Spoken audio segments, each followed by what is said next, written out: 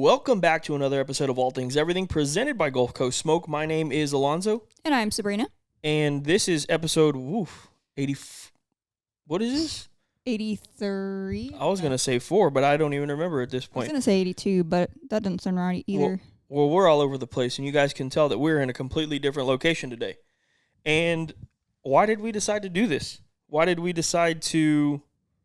we're doing this at home today.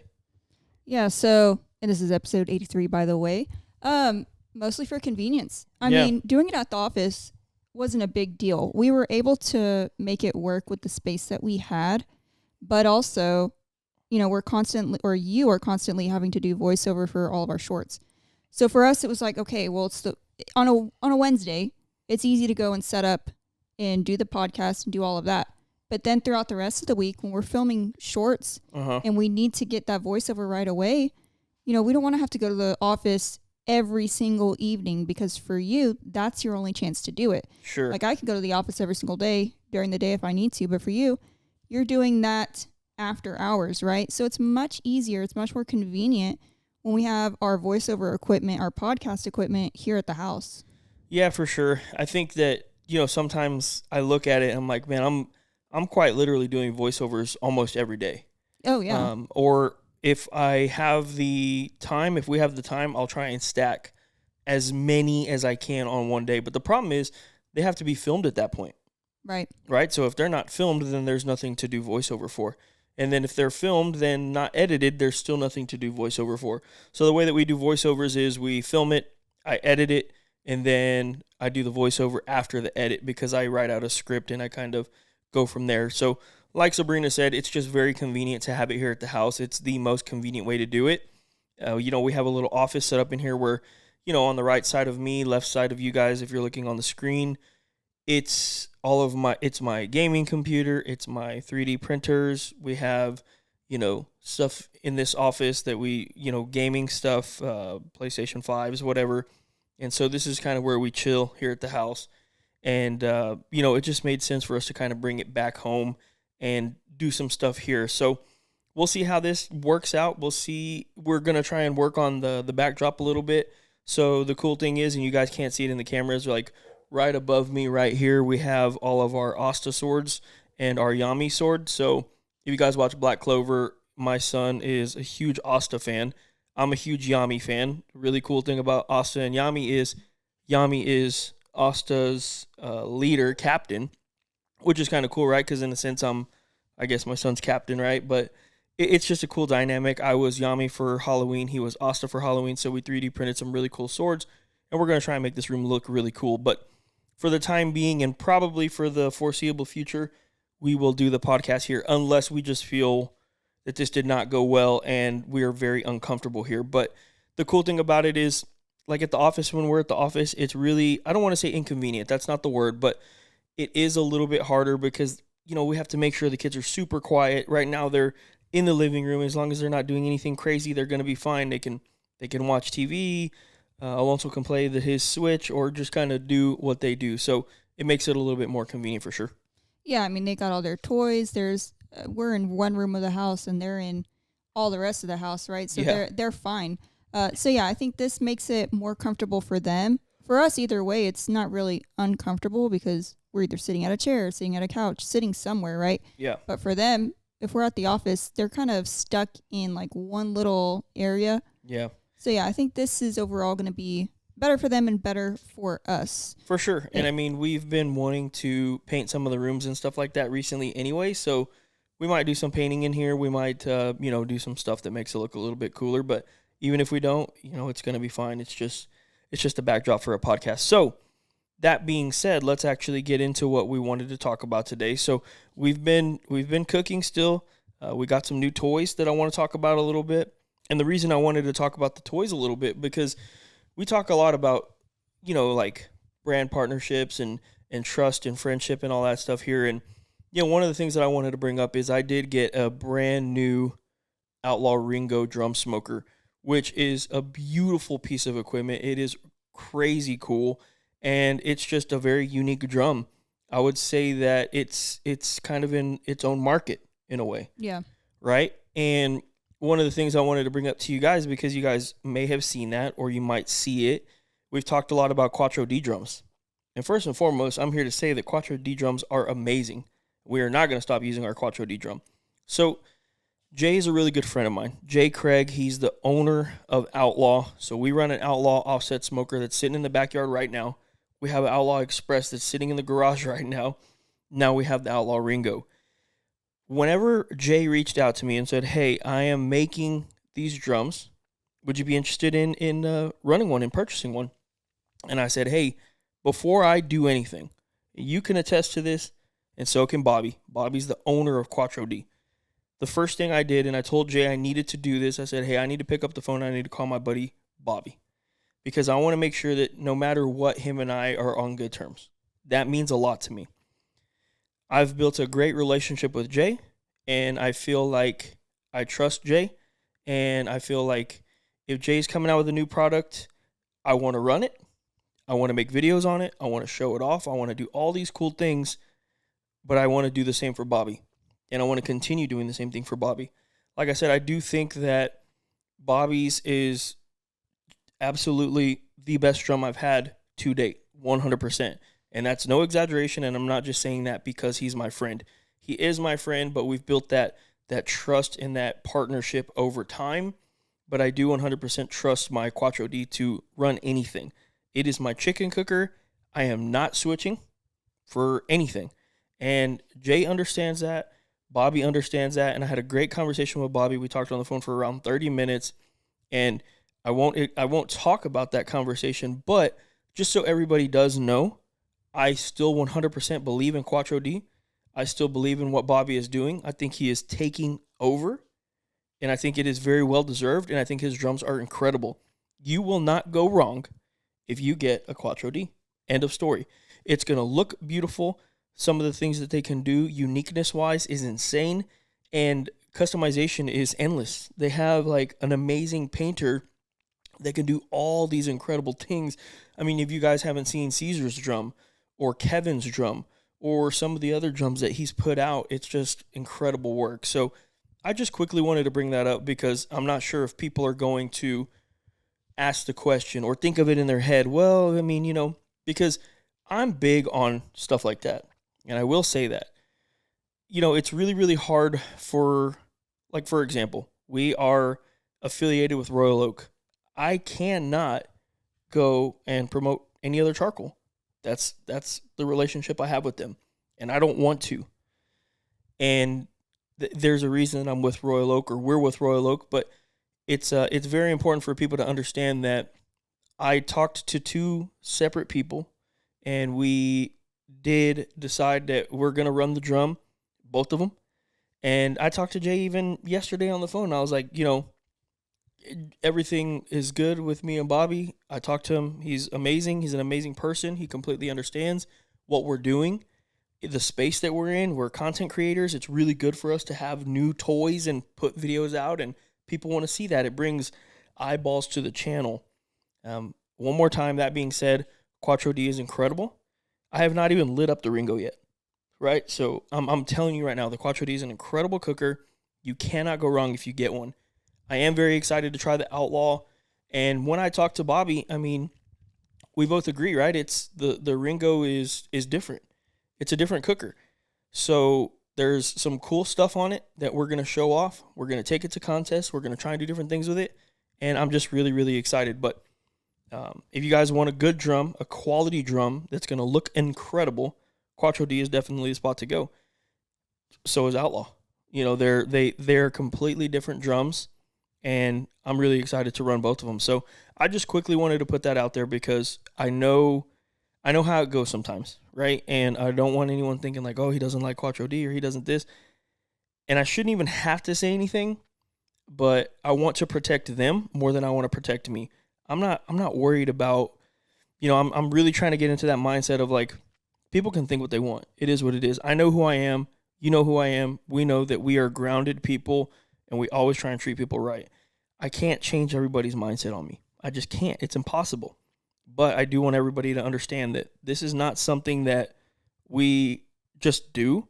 I promise you, and Sabrina can attest to it, We've been offered a lot of products for free, and we don't do it because we don't trust it. We don't trust in them. I trust in Bobby. I trust in Jay. I trust in Royal Oak. I trust in Killer Hogs, how to barbecue right. That's why we run with these people. ThermoWorks. I mean, there was a time, obviously, where we tried to go with ThermoPro for a little bit. That was a mistake on my part. End of story, right? I mean, I thought that I vetted it for long enough for it to be something good, and it unfortunately wasn't. But that's okay. We learn, we grow, and I'm just excited to try the new Ringo, and we got the Outlaw Express. So I'm turning into a little bit of a social media guy where I kind of understand how things go, right? Like, you want to be a little bit clickbaity. You kind of want to let people think that they understand what's going on. So I understand those things. The Outlaw Express is not ours. It belongs to Jay Craig, and he is one of the most amazing people that I've ever met. I called him whenever our trailer got totaled, and I told him flat out, I said, hey, I just want you to know I am not abandoning my Outlaw. I'm not going to do that. But I don't have a trailer anymore, and I'm not sure when I can compete, but when I do, I'm running drums, just so you know. And at this point, he calls me. He says, hey, I have an Outlaw Express. You can use it. I trust you. You could use it until you get your trailer set up back, and then you can pull your then you can pull your barbecue pit back into the trailer, and you can run your things exactly the way you want. And I was like, Jay, there's no way, dude. He's like, no, I got you. Like, if you want to cook and I want you to continue using an Outlaw offset, like, I got you.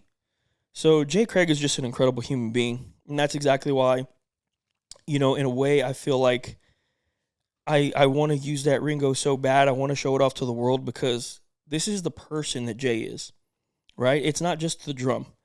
It's the person behind the drum, behind the product, who believes in their product and who knows that it's an incredible product. And the same exact thing goes for Bobby. If Bobby wasn't who Bobby is, Quattro D would not be doing, in my opinion, what it's doing. The product is incredible, but it's the person that's even more incredible, right? So you have a recipe for success when you have great people and great products. And that's exactly what you and I are trying to build here, right? So I know I'm kind of talking right now, but I just felt it was really important to kind of get that out of the way today. That being said, we are very excited to use that Express and that Ringo. So you were actually here whenever they pulled it up and put it into the garage. I mean, what was your first thoughts on that Express? Well, shoot. First, I was like, dang, is this going to fit? So I spent most of the day, organizing our garage because our garage is big enough to put, at the time we had the Expedition in there. Yeah. At one point. So it is big enough for that. But, since the RV got totaled and we have a lot of those things that were in the RV in our garage right now. So it's like, okay, let's try and make some room. And so, the couple that was delivering it, they brought it, and I'm like, they start backing it into the garage, and I'm like, oh man, this is getting a little tight. And then like the canopy thing that comes out, it was like just barely, you know what I mean, like making it underneath the roof. And but it fit, and there is room in the garage right now. But man, that thing is, I feel like that's such a genius thing. You have an Outlaw that's already on a trailer, and you have, I believe there are 3 spots for drums. Yeah, so so just so you know, and so everybody knows, those 2 drums on the backside, those are actually not meant to stay there. Right. Yeah, but you can put them there. So the other thing that I will say is, that front spot for the drum is, yes, it's just so genius, and he actually made it the same exact size of the Ringo, and it's recessed so it falls in there to where you don't have to take it off and you can open that lid. It's just a really, really cool design. I'm with you 100% on that. Yeah, well, and even the Ringo in general, I actually love this like octagonal design that it has, because when you think about the round drum smokers and you try to, put them together, store them right next to each other, that point where they meet, where the roundness, the circumference, whatever you want to say, where it touches the other drum, a lot of the times it can scratch right there. For sure. And so when you have these like straight sides on these drums, they can fit perfectly like side by side. So yeah, I think the shape in general is really, really unique. We've tried so many, well, we've used so many drums, and like you said, each one really is different. And the people behind them, the people who are making them, they're good people, and you do want to support as many good people as you can, for sure.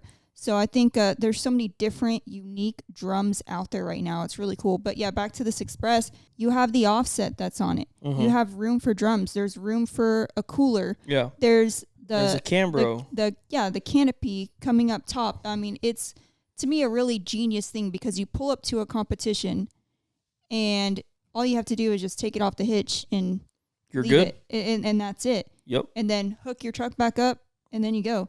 So yeah, I think it's a pretty genius setup. Yeah. No, really, really cool. We are expecting to take it out here pretty soon, cook on it a little bit, and have some fun at a competition. We haven't been to a competition in a long time. Not really dying or itching to go to one, to be honest, but there are a few coming up that are going to be worth, they're going to get the blood going a little bit. They're going to be exciting. So, CBA World Championships is in January. That one's going to be really exciting to go to. I've actually already paid for our spot, so we are going to be going to that one for sure. Now, to move on from the drum smokers and the offset smoker that we're going to be running for just a little bit, shout out to Jay Craig, shout out to Bobby Delgado. I love both of those guys very much. We're going to start talking about some recipes that we've done recently. Which one, if any, have stood out to you as like, man, that one right there was super incredible? And then which one do you feel like is really, really easy and worth doing? Like, a lot of the times whenever we post videos, right, we'll get some comments on Instagram or whatever. It's like, man, like, I'm not doing all that. I don't want to do all that. So I kind of wanted to talk about that a little bit today. Which ones do you think are really easy, and which ones do you think are they're just so worth it to do? So the first recipe I'll say, or the one that comes to mind instantly, is the 3-2-1 ribs. Mm-hmm. I think in general that's a very easy process to go by, because you have the 3 hours on the smoke, the 2 hours in the wrap, and then the 1 hour sauced. Not only is it convenient, but I thought those ribs were just excellent. Mm-hmm. And now we did make baby backs, which not that you're not a fan of baby backs, but it's not your first choice of a rib. And I really like baby backs. I think they're really meaty. They don't have a lot of the same, like the cartilage and stuff that the spare ribs have. So I really, really enjoyed that recipe. Flavor was good. The texture was really good. And it almost seems like an excessive amount of hours to be cooking ribs, I guess. I mean, we've definitely done them in less time. But I think if you're somebody who's getting into barbecue and maybe you don't have the confidence, right? You're like, man, I don't really know when I should pull these off. I don't know when they're going to be done. I don't know how long to rest them. Just follow that method, and I think they're going to turn out pretty dang good. So when it comes to 3-2-1 ribs, the one thing that I'll say is that some people need to remember that not everybody wants to cook hot and fast. Right. First and foremost, some people just enjoy being outside, maybe drinking a beer or two, and cooking some really good food. Oh, yeah. So that's the biggest thing that I always like to think about when it comes to a 3-2-1 rib. Second thing is, there are a lot of people that say a fall off the bone rib is way overcooked, mushy, you don't know what you're doing, et cetera, et cetera. Now, that being said, if you keep those temps at 225, 230 degrees, you're not going to get fall off the bone ribs. That's a very, very, very low temperature. So people will also argue that's not hot enough to render fat. That's not hot enough to get them tender. I mean, I completely disagree. I personally don't want to cook 3-2-1 ribs all the time. I don't think there's anything wrong with them. I prefer a 2.5, 3 hour rib because of convenience. Now, of course, there are times when I want to go outside and I want to feed sticks and I want to enjoy being in front of the fire. A lot of the times, and you even know this, if it's not too hot and we're outside and we're cooking on the offset, man, I'll just sit out there the whole time. I'll have some music. I'll watch some videos, but I'll just sit there right next to the fire because it is relaxing, hearing the crackling noises and all that stuff. But 3-2-1 ribs are foolproof for sure. And kind of like Sabrina said, if you lack a little bit of confidence, man, try a 3-2-1 rib at 225 degrees and you will not mess it up. And I think that's the important part to mention, though, is the temperature that you're cooking at. Sure. This isn't 3-2-1 ribs at 350 degrees. They'll disintegrate. Right. They'll disintegrate. I mean, and that's why I even said it in the video in the voiceover. I was like, do not bump your temps up. This is vital. Right. This is vital. So realistically, if you were smoking ribs at 275 degrees and you cooked them for 3 hours unwrapped and then you wrapped them for 2 hours, they are way past done already. Right. But it's because you have that 275 degrees. You're not smoking at 225.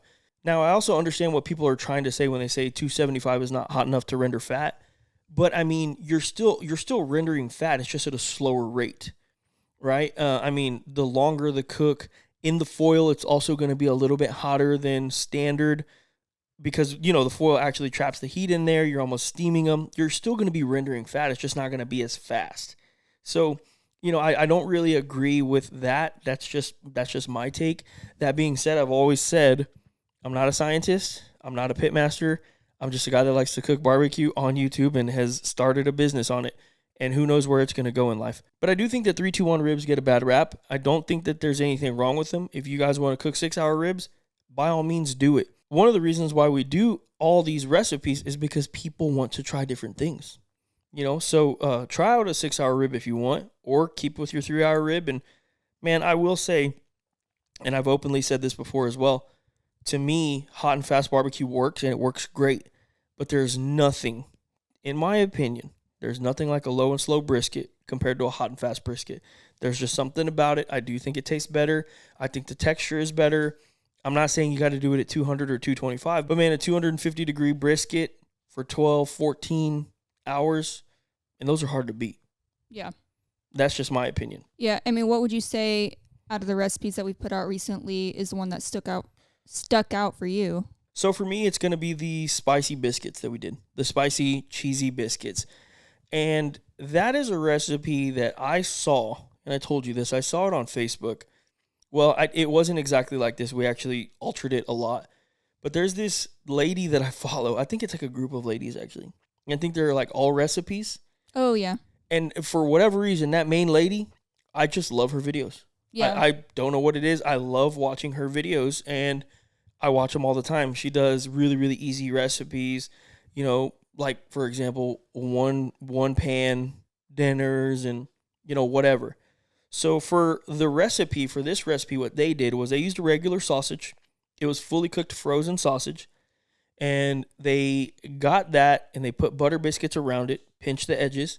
They put cheese on the inside. I think one lady even put grape jelly.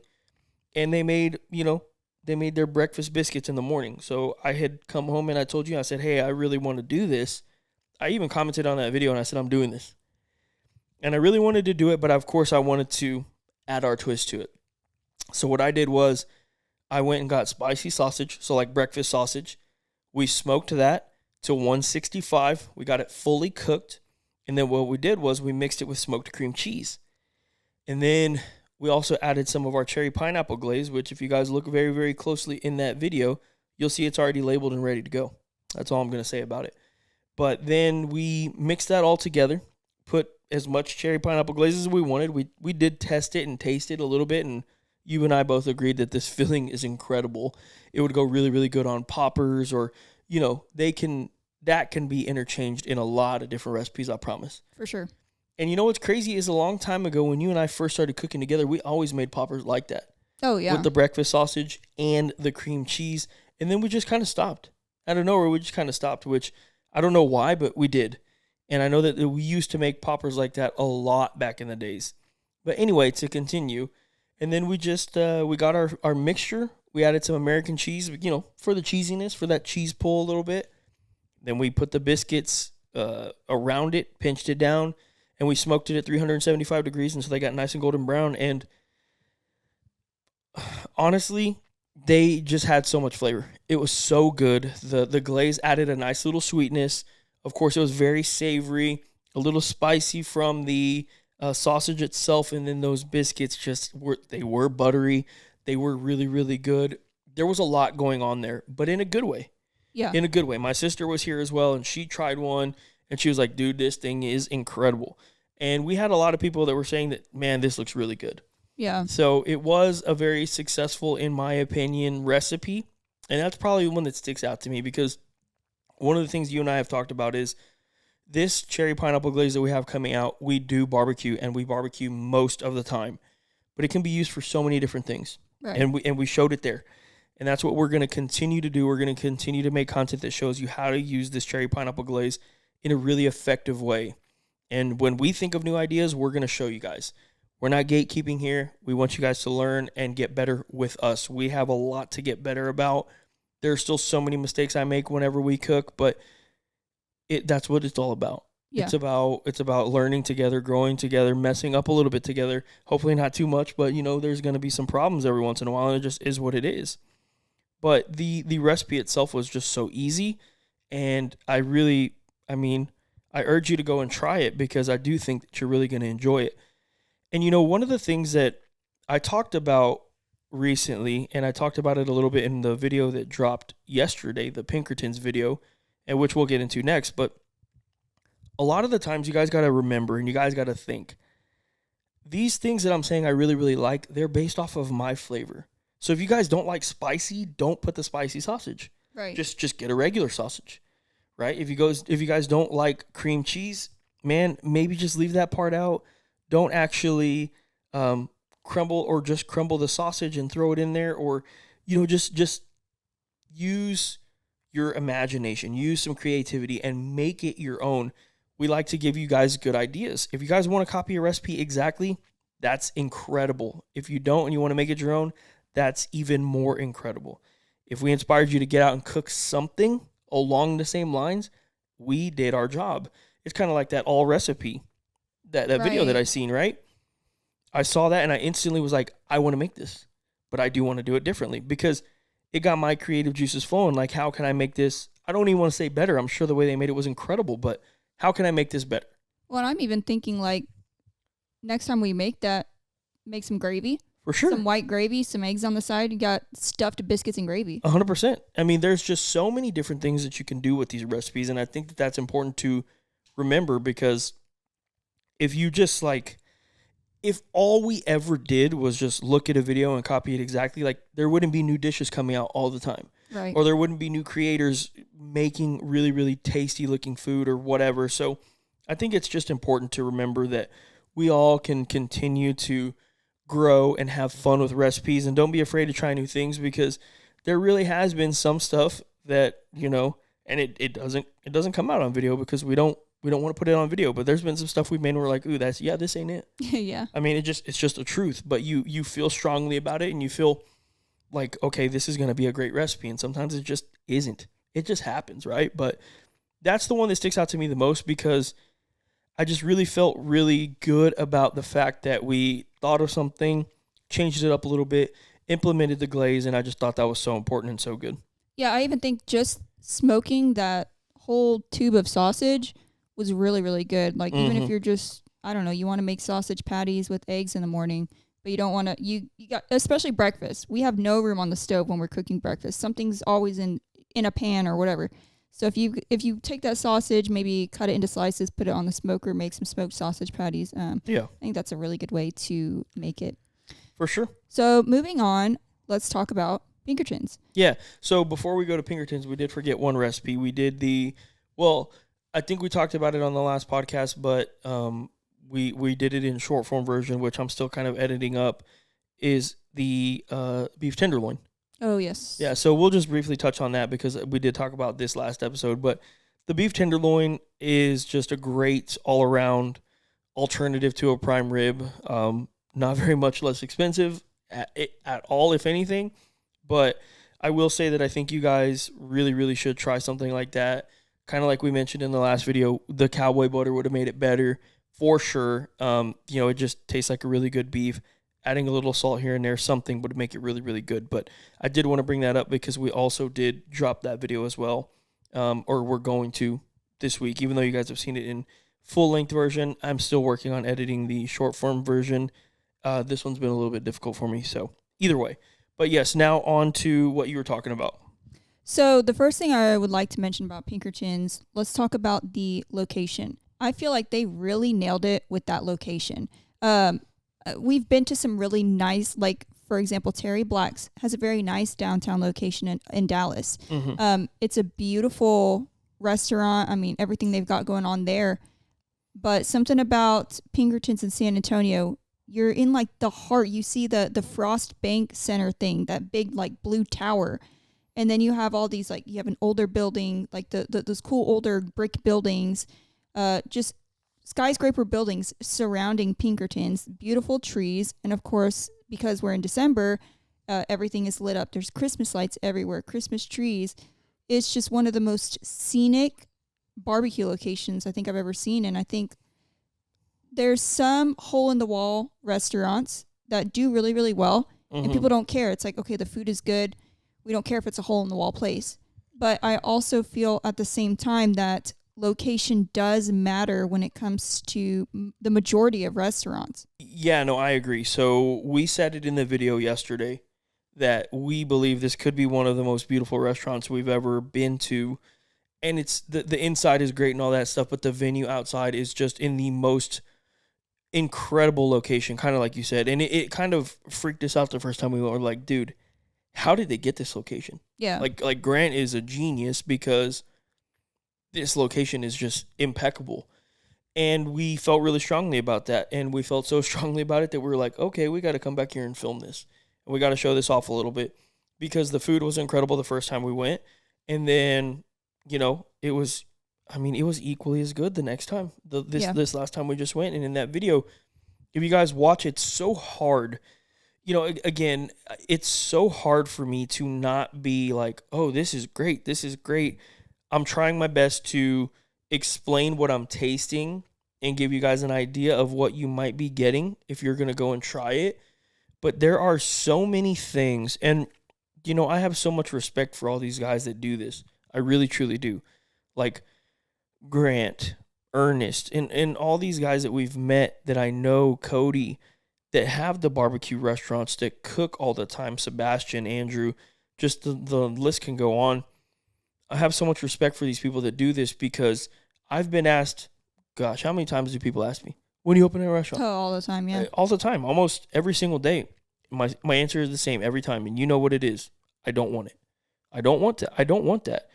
And it's not that I don't think we can do it. It's just that I really just don't want it. I want to make videos. I want to do this. I like doing podcasts with you.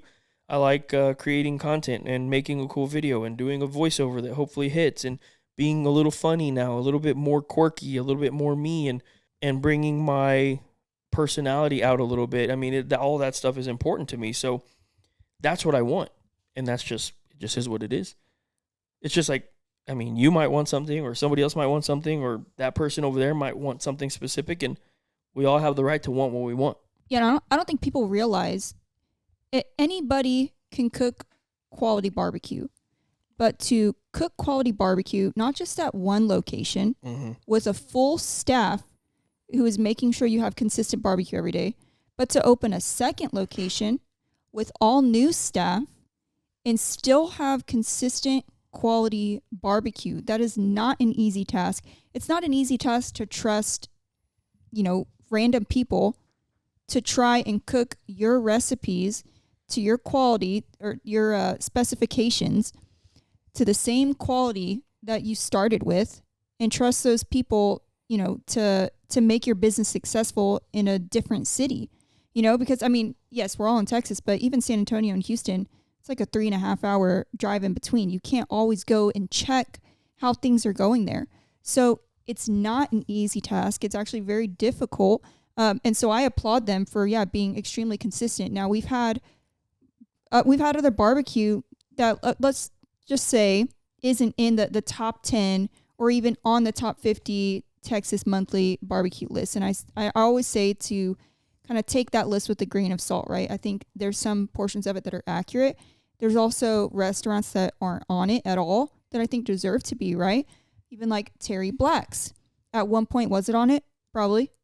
But is it on there right now? No. But we've been there however many times, and it is consistent every time. Yeah. And I think when it comes to a lot of these restaurants, when we go and try them, that's the thing is, yes, you want to wow somebody when it's their first time eating, but you really want to wow them the second time back. So we went that first time with Malcolm and Rochelle, and we didn't try everything. We tried some stuff, but I was really surprised by some of the newer things that we tried this second time around. So I guess let's start getting into some of these items. Yeah, so we basically went over there and ordered the menu. That's what we do. We ordered as much as we could, knowing that we were going to eat it. You know, we didn't get all the sandwiches. We don't really ever get all the sandwiches or anything, but we did get the man, bear, pig. But according to Louis Gonzalez, one of my buddies, shout out Louis, he was telling me that we absolutely needed to try the sandwich. So we did that. We also ordered every single side they had. The baller mac and cheese has brisket on top. We got that one in a large size, but the rest of it we got in a small size because we just knew we were going to be eating a lot of food. We're learning as we go. Yeah, we're learning as we go. We're getting a little bit better at this as time goes on. But, then also we got brisket, we got pork ribs, we got beef ribs, we got turkey, we got pork. We are lucky we got burnt ends, we got chicken and sausages and boudin. Yeah, is that it? I think that's it for the proteins, yeah. Yeah, and so, one of the things that really, really, really stuck out to me, and I do want to I don't want to say necessarily talk about it for a little bit, but one of the things that stuck out to me is that is 100% the best pulled pork that I've had at any restaurant in my life. And for sure. What's funny is I told you on the way there, we were kind of making a game plan of, okay, what are we going to order? Yeah. I literally said, we don't need to order the pulled pork. I mean, we rarely ever get pulled pork from anywhere. Like, we don't need to get it.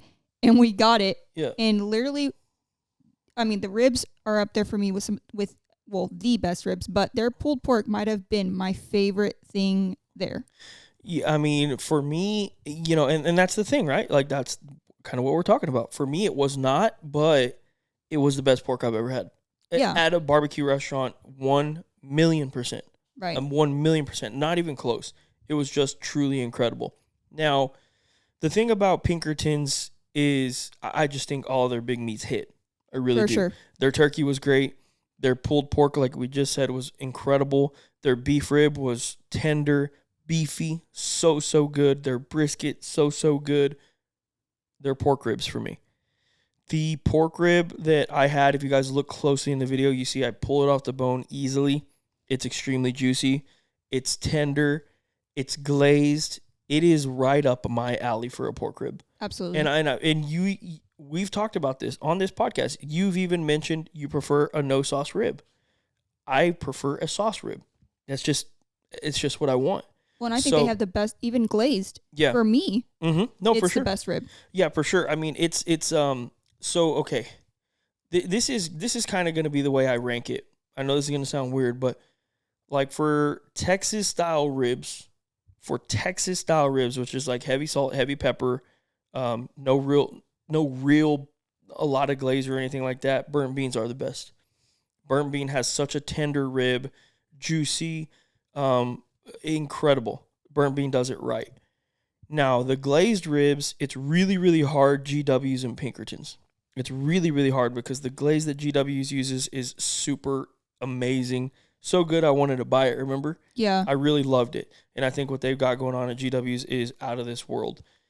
The thing where I feel like I don't even want to say I got more, but the thing where I feel like Pinkertons just kind of edged out GWs on the glazed rib side was, and here's the thing, right? It's just a day-to-day thing. The tenderness. Yeah. The tenderness on Pinkertons was like phenomenal. Well, and phenomenal. Sorry, he's got a competition background, so I think he knows what most people prefer to eat. Now, that's not to say GWs is not tender, because GWs is super tender and super incredible as well. But just that day, the moisture and the tenderness on the Pinkerton's rib was truly incredible. Well, both days. Well, yeah, 100%. So even the first time we went with Malcolm and Rochelle, it was so good. And that's the other thing, consistency. Both times that rib was that good. Truly, that rib was that good. And, I talked to Grant, and he said, man, I used to run that exact rib in competition, and I used to do pretty good with it. And I 100% believe him, because the rib is just, I can't say enough about the rib. I really can't. Now, my second favorite bite there was something that you can't really get on the menu.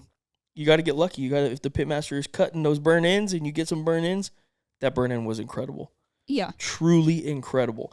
And Louis came by and he started talking to us. He's like, hey, did you put the sweet sauce all over the burnt end? And I was like, no. He's like, oh, you got to. So I did it. Fire. But again, take everything with a grain of salt. I'm a sauce guy. I am. I don't care if you think that's crazy or not, I like sauce. Especially with burnt ends because they're so rich and fatty. I think the sauce evens it out. A good sauce can never make good barbecue taste bad. Just my opinion. Yeah. Right. But everybody has their own, and I'm sure all of yours is correct as well. Right. Just the way I think mine is. But the experience overall was really, really good. Talking about the sides a little bit, are there any that stuck out to you? Oh, absolutely. So if I were to go there tomorrow, I'm ordering ribs, I'm ordering the pulled pork, and I'm getting a heaping side of potato salad. I mean, that's definitely up there with. I know that Sebastian with Barbecue Fiends, he had a really good potato salad that I liked. Yeah. And that's because you normally prefer more of a mustard style, and I like more of like a mayonnaise based. But I loved Grant's potato salad. I think it's really good. I thought the mustard level was like spot on. You can even see it in the video. There's like pepper. It's seasoned well. Mm-hmm. It's got like the chunks of the pickle. Really, really good potato salad. I mean, especially with like pork, I could see myself just having a big plate of those three things. Sure. No, I agree with you. The potato salad was really, really good. And, a lot of the things that I like in life are tailored to the way I ate growing up. Right. The way I ate growing up is Mom would make the potato salad, and it's the best in the world. That's just the way I feel. Mom makes the best potato salad in the world, and it is mustard heavy. Or mustard forward, not mustard heavy. It's mustard forward. That's just the way I like it. Mom made chili with beans. That's the way I eat it. Yeah, right. It's just the way I grew up, right? And there's that's why a lot of the times the things I like, my dad sauced barbecue all the time. And he used the craft barbecue sauce. I've mentioned this before. Mix a little bit of water in there and put it all over everything. Yeah. It's just the way we ate barbecue at the house. So, I was really, really impressed with that. But for me, when I take a bite of the macaroni and cheese with the brisket on top, I mean, how do you not love that? Oh, yeah. They have a really good macaroni. They do. They really do. And that's big for us. And we've talked about this because our kids, right, they like macaroni. So our kids will eat like ribs and macaroni, chicken or turkey, stuff like that. But they're not really diving into a bunch of brisket. They'll eat it, but they're not diving into a bunch. So they are going to eat plenty of macaroni and cheese. And for them to like it, that's when you know it's definitely good. Yeah, I mean, like GW's has one of my favorite mac and cheeses. GW's has the best macaroni and cheese. But Pinkerton's, I believe, would probably be like right there, barely underneath. I think they have a really good quality macaroni and cheese, and I feel like that. Not that it's hard to do, but macaroni and cheese is one of those things where either the sauce isn't like cohesive and like thick and creamy, or it's like real watery, and I feel like if it's not done right, it can really, really be off-putting. And I think they're definitely making that macaroni right. I enjoyed it a lot. Yeah, I mean, everybody has had it. Everybody has had that macaroni and cheese where it's almost like crummy. Right. A little crummy. And, the thing with Pinkertons is it's nowhere near that. If you guys want good macaroni and cheese, Pinkertons definitely. If you guys want great macaroni and cheese, go to GW's. It's like the best. Yeah. It's truly, truly incredible. But, of course, this is about Pinkertons and what they're doing. So that was just such good macaroni and cheese. But sides were great. Big meats were great. There was one thing specifically that stuck out to you and I. And what was it? Oh, man. So this is, now I'm a big banana pudding person. Especially like Burnt Bean has a really good banana pudding. I like making banana pudding here at the house. Like I love banana pudding. And I feel like that's one of those classic barbecue desserts, right? But one thing you and I really, really enjoy is bread pudding. For sure. So when we saw that they had this smoked bread pudding on the menu, we're like, oh, we got to try that. That's not really, it is a common dessert, but it's not really, common at the majority of barbecue places that we have been to. So when we got this for the first time, I was kind of thrown back like, man, what's on top of this? And of course, with the dim lighting, couldn't really tell what kind of sauce it was, but there was like a darker sauce and then a white like sauce. Chocolate. That's exactly what I thought. The first time I thought, oh, must be a chocolate sauce. And then you put that fork into it and you put it in your mouth and you're like, oh no, this is blueberry. Yeah. And the thing about blueberry for me is I do like blueberry, but I don't like blueberry pie, things like that, because a lot of the times blueberries can be very tart. Yeah. or That's the exact word I it's was just using. not made well, right? Sure. So something about this blueberry sauce is like I don't know how they make it. I don't know what's in it, but it's completely balanced, nice and sweet, a tiny bit tart.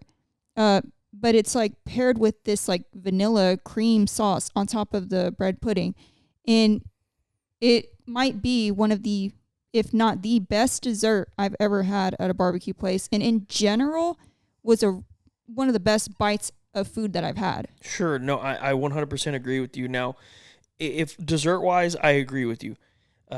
Burnt beans, banana pudding is right there with this dessert. It really, truly is. It's so, so good. The thing that I will say about this bread pudding, and again, this is something I mentioned in the video, I am a bread pudding person and I am a blueberry person. Yeah. Like big time on both. So it just fit for me. It just hit for me. It really truly did.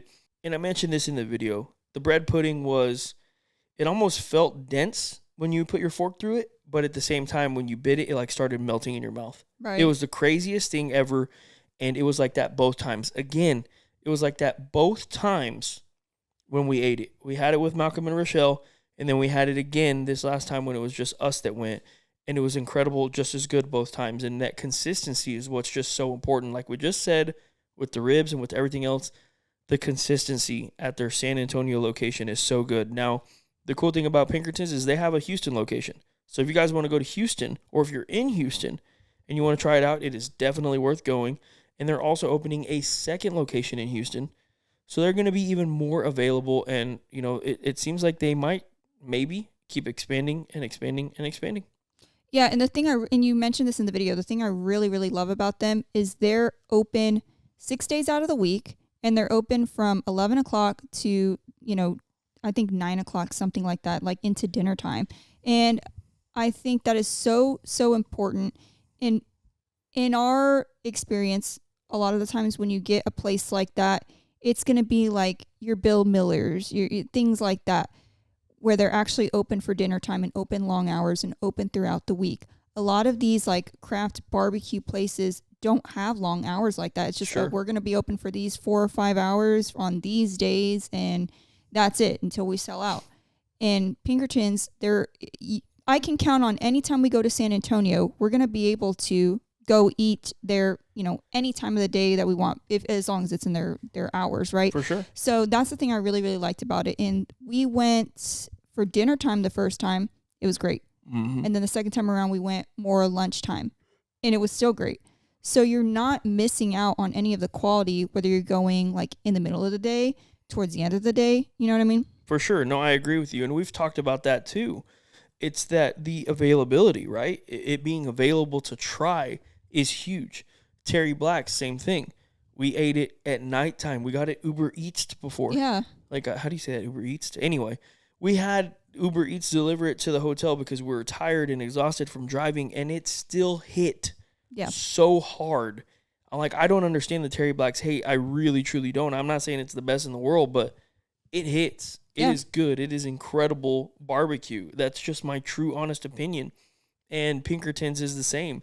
So if you guys are in the San Antonio area, that is the beautiful thing about it. You can go eat it for dinner, or you can go for lunch, or you can go midday if you want. Yeah. And, the pitmaster was telling us that those things are on from like Sunday till Saturday, or Sunday till, what did he say? There's the 1 day a week. Sunday till Saturday. That's literally all week, Alonzo. Come on, get with it. What am I saying? There's 1 day a week that they're closed, and so that's the day that they're cleaning out the pits. So literally every other day in between, those pits are constantly running. Yep. And that's insane. I mean, that's sure. That's crazy that they're just running that long. So you're not just, trying to cook the meats and have the meats consistent. You're trying to manage a fire for that long, which I'm sure you have people in shifts, right? Yeah. And all of these people that are in that pit room are having to manage the fire to keep it consistent so that the meats are consistent. Having a good team is so important, and we've seen that, and we've kind of learned that over time. Grant has a really good team surrounding him. Louis has stepped up and, kind of stepped into a really big role over there at Pinkerton's, and I think it definitely shows that they trust each other, they're doing something great, and they continue to build on this, this Pinkerton's brand, and it's just really, really cool to see. So if you guys haven't seen that video, it's on our channel right now. We went yesterday, and Sabrina and I have made a conscious decision that we do want to do some more of these reviews. We want them to feel real. We want them to be really, really easy for you guys to watch, and we want it to feel like you guys are there with us. And so we're always up for suggestions. What kind of things would make these videos a little bit easier to digest? And do you like the length of them because they are a little bit longer? We try and be detailed. We try to talk about everything. We try and, not say like, oh, this thing was good. All right, next thing. We try and talk a little bit more about it. And I like to give as much detail as I can. And sometimes I'll chime in with Sabrina and, hey, so like, what do you think of this? What do you think of that? And I can't promise that's going to happen all the time, but we just trying to make it feel really, really natural for you guys when you watch these videos. And, in the past, you guys have seemed to really like them. So let us know. Let us know what you guys want to see. Let us know what you guys like, maybe don't like, and what we can do better. Recently we've been doing them by ourselves. Do you guys prefer for there to be people there every once in a while? Again, just let us know. We're definitely here to create content that everybody wants to see. That's huge for us. And I'll tell you what, my expectations are high going into next year when we do more food reviews, because we've tried the number 1 spot, we've tried the number 5 spot, the number 8 spot. We've tried spots that are somewhere in between 1 and 50 or 10 and 50, right? We've tried spots that aren't on there.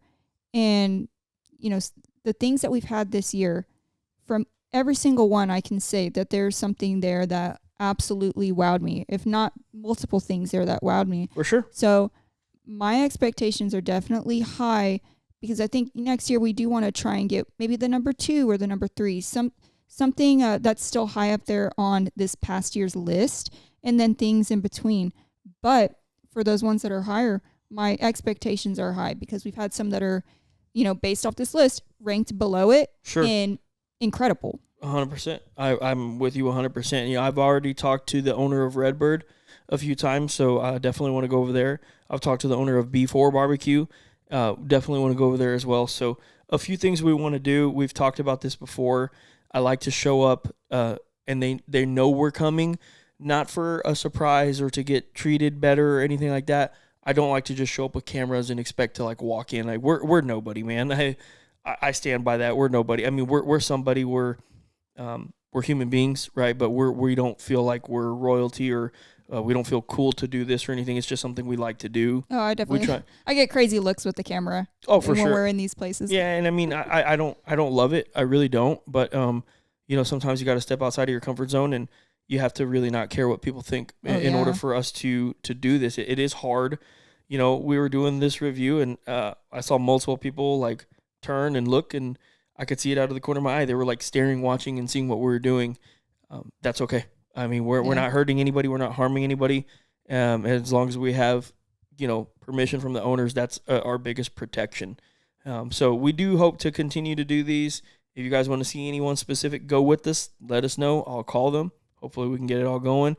I also want to get to Bar A as well. Bar A is one that I really want to get to. So just continue to make videos, continue to do cool things, and hopefully you guys continue to watch for sure. And for that, I would say that I feel like we're pretty good on this episode today. We talked a lot about Pinkertons. We talked about the Outlaw. We talked about Quattro D. And, hopefully next Friday we will take off, because we're not going to be filming during the week. We have my daughter's birthday coming up, and then we have Christmas. So next Friday there will be no podcast. Maybe we'll post a clip or something like that, but we do not plan on doing that. I hope everybody has a Merry Christmas and enjoys time with your family. I think it's so important for all of us to remember, what Christmas is about, and that's all I'm going to say. I just hope everybody has an amazing day with people that you love, and that, you're very fulfilled. I know that, this is a holiday that we love very much. It's not a holiday everybody loves, right? But I hope that you find a reason to be happy and with family these days. It's something that I've kind of constantly been noticing lately. I know some people, that don't like Christmas. They don't care for Christmas. And I'm not here to try and change their mind.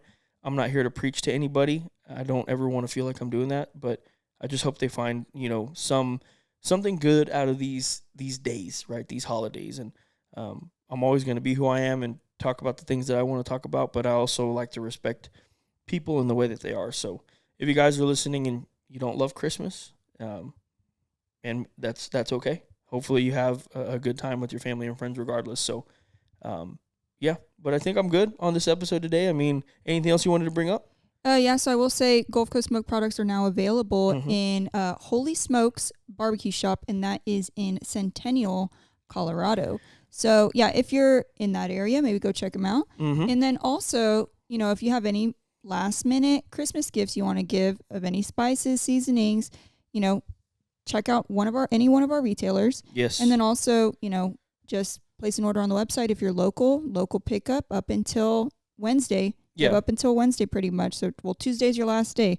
If you need to pick up anything, because then we'll have, you know, a couple days off for us. So. Yeah. So, I mean, obviously Christmas Day we're going to be off, but the Christmas Eve is also Penelope's birthday, so we will not be doing any work that day for sure. Yeah. We focus on her. She has a whole day planned out that she wants to do, and our goal is to make sure that she has a really, really good day. So, like Sabrina said, we actually have picked up a few new retailers lately, so we will update those and make sure they're available on GulfCoastSmoke.com so you guys can go check it out and maybe get to somebody a little bit closer to you. If you just don't feel like waiting for shipping or you don't want to pay it, I completely understand, right? We try and make all these things as affordable as possible, but we are a small business and sometimes it is a little bit hard. That being said, Sabrina and I are both good for this episode. If you guys haven't subscribed to the channel, go ahead and take some time to do that right now. It's free. It helps us grow, and we really want 100,000 subscribers. I talk about it every single episode, so I'm sure you guys know by now that I really want that. What are we at now? I don't know. I try not to look, even though I want it, I try not to look because it gets consuming. Yeah. If you guys are listening to us on Spotify, Apple, any podcast platform at all, share it with a friend. Maybe they want to hear us talk about new smokers, Christmas, Pinkertons, or other barbecue restaurants. And yeah, it helps us grow as well. But we will see you and you will hear us on the next episode. You good? I'm good. Peace. Let me know how you like the new background. There is really no background. We might have to fix that. But we're going to work on that. Yeah, we'll work on it. We'll see you guys on the next episode, which won't be Friday. Next Friday, but the Friday after. Peace.